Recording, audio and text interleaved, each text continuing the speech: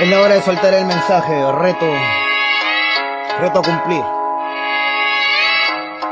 Dice: 13 días más, la gente se vuelve loca. En algo tan fácil, la gente se equivoca. Sales a pasear y sabes lo que provoca. Llamar a la policía y te den lo que te toca. Vas a los supermercados donde la gente se aloca. No te pones los guantes ni tampoco tapaboca.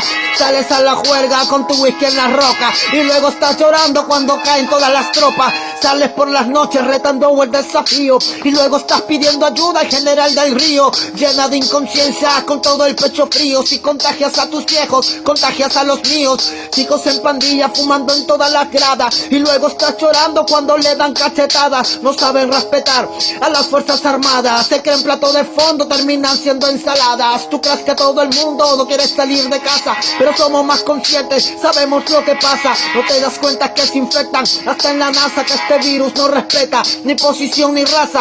Esta cuarentena hay que acatarla todos. Esta nueva guerra hay que ganarla todos.